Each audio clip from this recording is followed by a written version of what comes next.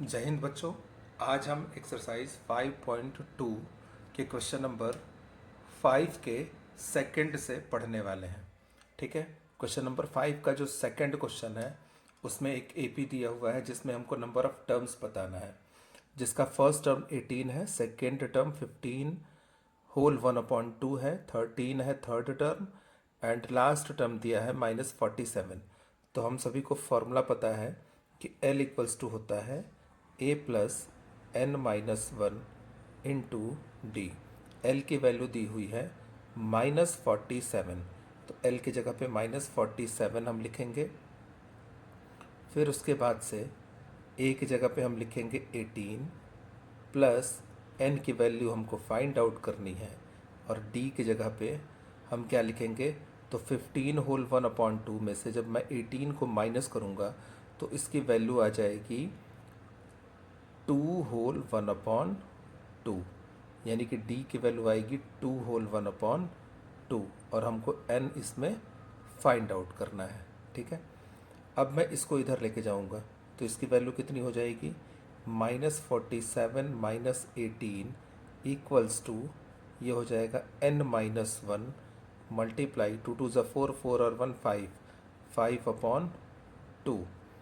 इसको जब मैं ऐड करूंगा और साइन माइनस का लगाऊंगा, माइनस माइनस होता है प्लस और साइन किसका लगता है, माइनस का, तो 8 और 7 होगा 15, कैरी 1, 4 और 1 5, 5 और 1 कितना हो जाएगा 6, यानी कि -65 इक्वल्स टू n-1 इंटू 5/2। ठीक है, अब यहाँ पे 2 जो है डिवाइड के साथ है, इधर जाएगा तो मल्टीप्लाई हो जाएगा, तो इसकी वैल्यू हो जाएगी 65 मल्टीप्लाई 2 डिवाइडेड बाई, ये 5 इधर मल्टीप्लाई के साथ है, इधर आएगा तो डिवाइड हो जाएगा, तो इसकी वैल्यू क्या हो जाएगी, divided by 5 equals to n-1। अब यहाँ से मैं अगर इसको कटाऊँगा तो इसकी वैल्यू कितनी हो जाएगी, इसकी वैल्यू हो जाएगी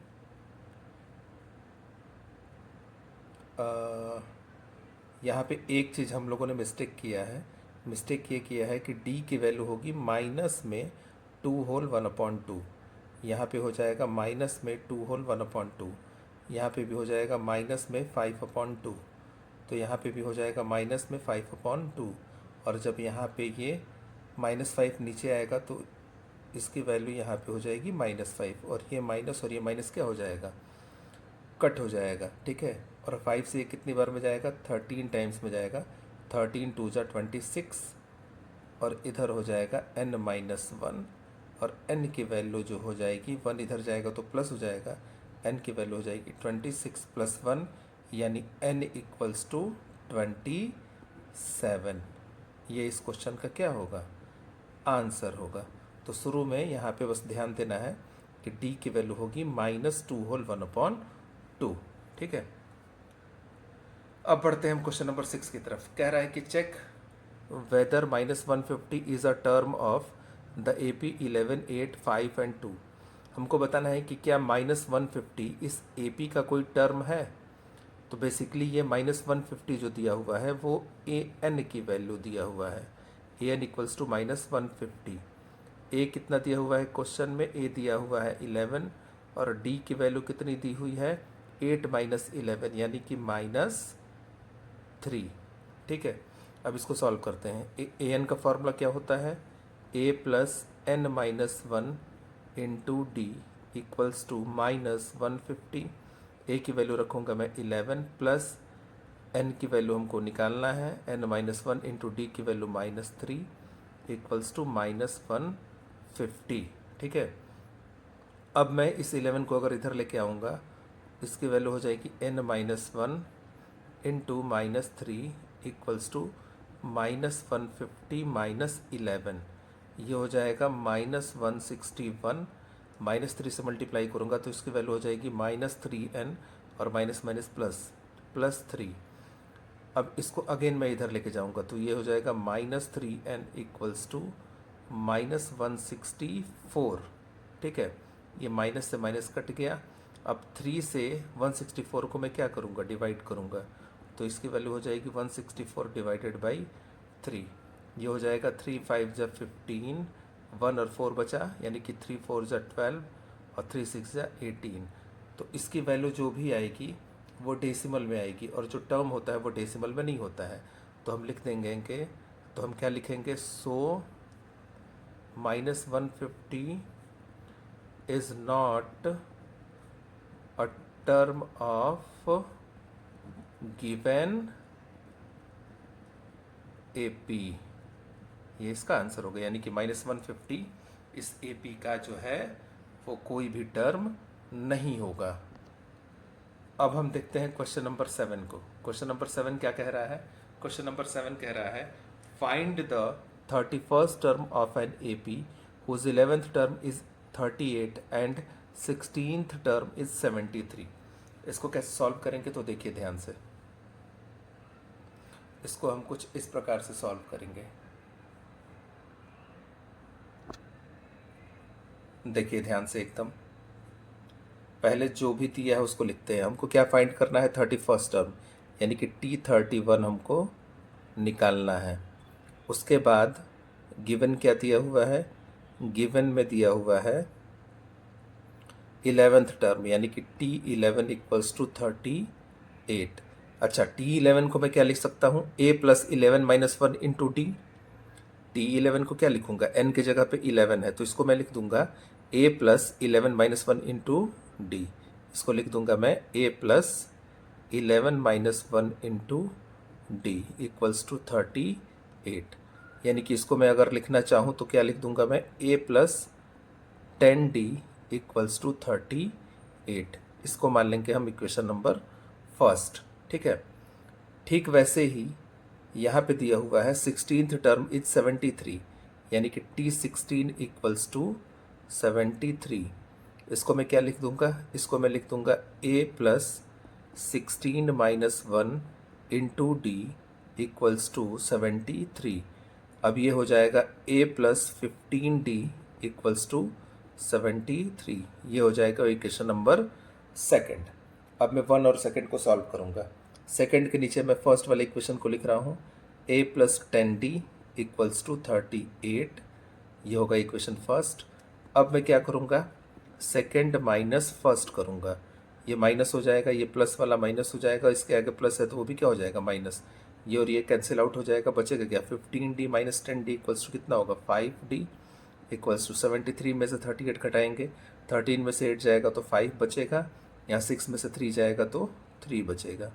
5 7 जा 35। तो D की वैल्यू कितनी आ गई, D की वैल्यू आ गई 7। अब D की वैल्यू 7 मैं किसी भी एक इक्वेशन में क्या करूँगा, पुट कर दूंगा। ठीक है, D की वैल्यू 7 मैं इक्वेशन नंबर फर्स्ट में पुट कर रहा हूँ। Put the value of D in equation first.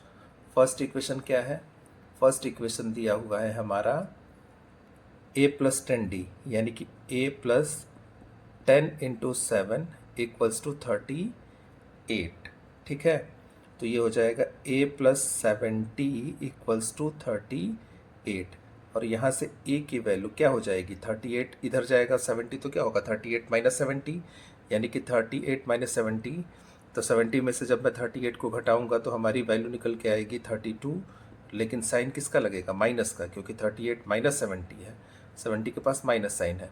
तो A की वैल्यू हो जाएगी -32। अब हमको निकालना है T31st टर्म। T31st को क्या लिखेंगे हम, A plus 31 minus 1 into D, यानी कि इसको मैं क्या लिख सकता हूँ, इसको मैं लिख सकता हूँ A प्लस क्या लिखूँगा मैं, A प्लस 30D। और A प्लस 30D की वैल्यू क्या हो जाएगी, A की वैल्यू है -32 और प्लस 30 इंटू डी की वैल्यू कितनी है, डी की वैल्यू है 7। तो ये हो जाएगा -32 और प्लस 210। अब 210 में से मैं क्या घटा दूंगा, 32 घटा दूंगा, तो 10 में से 2 जाएगा तो बचेगा 8 और यहाँ बचेगा 20, ये हो जाएगा 17।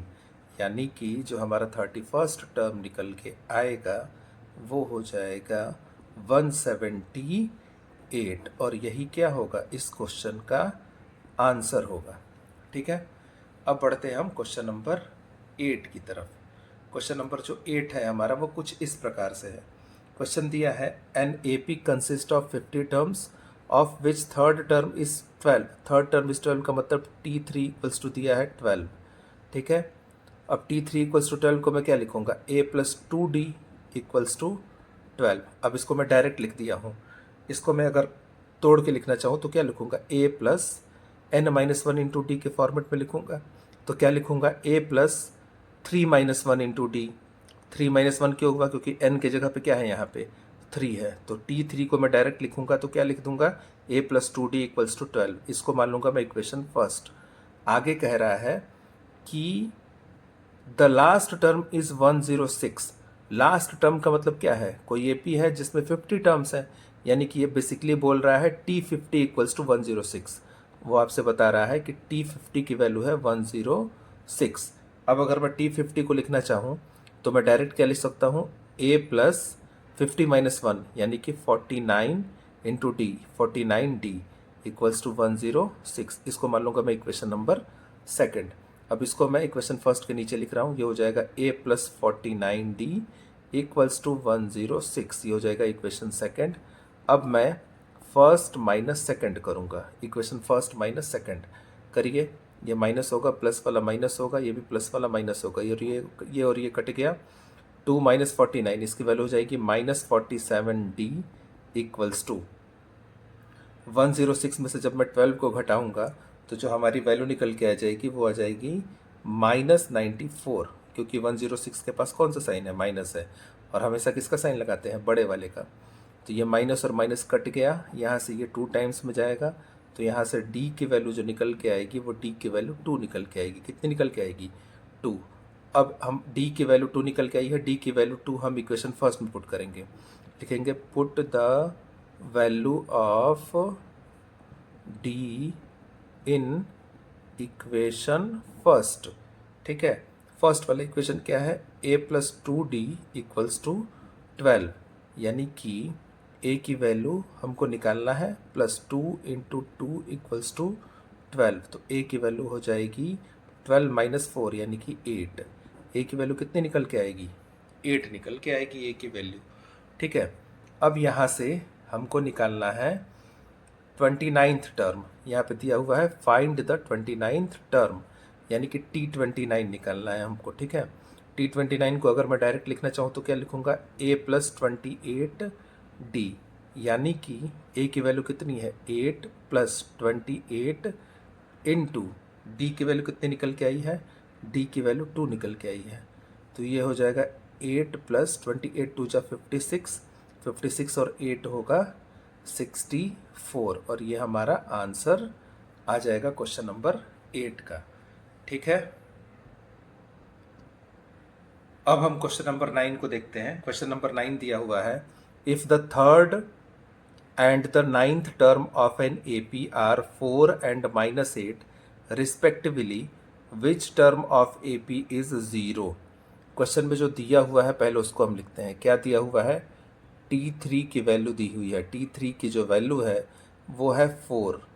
ठीक है, तो पहले T3 को मैं क्या लिख दूंगा, इसको लिख दूंगा मैं a plus 2d equals to 4। इसको मान लूंगा मैं इक्वेशन नंबर फर्स्ट। और क्या दिया हुआ है, 9th टर्म यानी कि T9 की वैल्यू कितना दिया हुआ है, -8। T9 को मैं क्या लिख दूंगा, T9 को मैं लिख दूंगा a plus 8d equals to -8। इसको मान लूंगा मैं इक्वेशन नंबर सेकेंड। अब फर्स्ट वाले के नीचे सेकंड वाले इक्वेशन को लिख रहा हूँ, ये हो जाएगा a plus 8d equals to -8। अब मैं फर्स्ट माइनस सेकंड करूँगा, ये प्लस वाला माइनस हो जाएगा, ये भी प्लस वाला माइनस हो जाएगा, और ये माइनस का साइन क्या हो जाएगा, यहाँ प्लस हो जाएगा। अब इस ऊपर वाले साइन से हमको कोई भी मतलब नहीं है, a माइनस से ये कट जाएगा। 2d माइनस 8d की वैल्यू होती है -6d इक्वल्स टू, ये 4 और प्लस 8 हो जाएगा 12, और यहाँ से ये कट जाएगा, इसकी वैल्यू आ जाएगी 2, माइनस इधर ट्रांसफर हो जाएगा, d की वैल्यू हो जाएगी -2। अब d की वैल्यू -2 हम इक्वेशन नंबर फर्स्ट में पुट कर देंगे। किस में पुट कर देंगे, फर्स्ट में। तो फर्स्ट में जब पुट करेंगे तो क्या होगा, a plus 2 into -2 equals to 4, तो a माइनस 4 इक्वल्स टू 4, तो यहाँ से a की वैल्यू निकल के आ जाएगी 4 प्लस 4 यानी कि 8। हमसे पूछ रहा है क्वेश्चन में कि विच term of A P is zero, यानी कि बेसिकली वो हमसे क्या पूछना चाह रहा है, वो हमसे पूछना चाह रहा है कि a n equals to zero किस टर्म पे होगा, मतलब एन की वैल्यू क्या रहेगी कि ए एन की वैल्यू ज़ीरो आ जाएगी। तो ए एन का फार्मूला होता है a plus n minus one into d. A की जगह पे क्या है 8 plus n minus one into d की वैल्यू कितनी निकल के आई है -2 इक्वल्स टू ज़ीरो। इसको उधर लेके जाएंगे तो ये हो जाएगा n minus one into -2 equals to -8। ठीक है, ये माइनस के साथ, ये मल्टीप्लाई के साथ है तो ये माइनस और ये माइनस कट जाएगा, ये हो जाएगा 2 4 ज़ा 8। अब -1 इधर आएगा तो n की वैल्यू हो जाएगी 4 + 1 यानी कि n इक्वल्स टू 5। पांचवा जो टर्म होगा वो क्या होगा हमारा ज़ीरो होगा। आप अगर ए पी बना दे रहे हो यहाँ से तो बिना इसको सॉल्व किए भी आप बता दोगे कि कौन सा टर्म जो है वो ज़ीरो होगा। ए पी आप क्या बनाओगे, ए पी आप बनाओगे पहला टर्म 8 है और डी की वैल्यू -2 है, तो ए में हम -2 ऐड करेंगे तो 6 होगा, इसमें -2 ऐड करेंगे तो 4 होगा, इसमें -2 ऐड करेंगे तो कितना होगा 2 हो जाएगा, कितना हो जाएगा 2, और जब 2 में -2 ऐड करेंगे तो कितना हो जाएगा 0, यानी कि 1 2 3 4 और ये 5, पाँचवा टर्म क्या आ रहा है 0।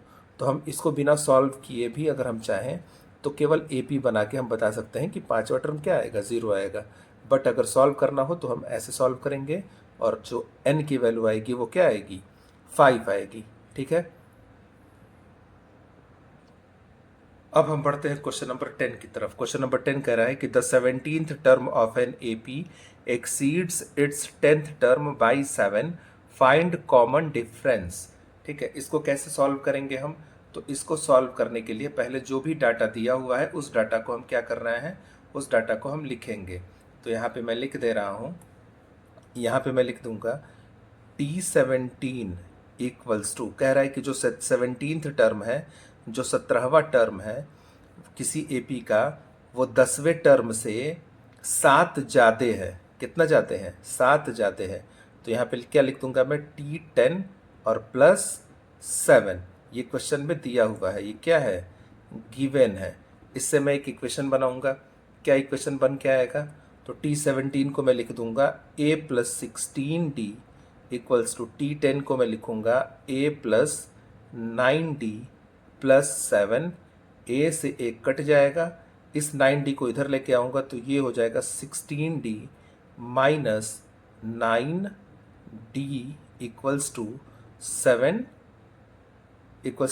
होगा, इक्वल्स टू कितना होगा 7। तो 16d में से जब मैं 9d को माइनस करूँगा तो हमारी वैल्यू आ जाएगी 7d इक्वल्स टू 7। 7 से 7 कट गया और d की वैल्यू कितनी आई 1, यानी कि कॉमन डिफरेंस कितना होगा इस एपी का 1 होगा। और यही पूछ रहा है और यही इस क्वेश्चन का क्या होगा आंसर होगा। ठीक है, तो आशा करता हूँ आप क्वेश्चन नंबर 5 से क्वेश्चन नंबर 10 को आसानी से समझ पाए होंगे। इन क्वेश्चन को आपको लगाना है, प्रैक्टिस करना है, और बाकी का जो भी क्वेश्चन होगा हम अगले वीडियो में सॉल्व करेंगे। तब तक के लिए चैनल को आप लाइक कर दीजिए, और वीडियो अगर अच्छा लगे तो उसको लाइक करिए, चैनल को आप सब्सक्राइब कर लीजिए। ठीक है, जय हिंद और धन्यवाद।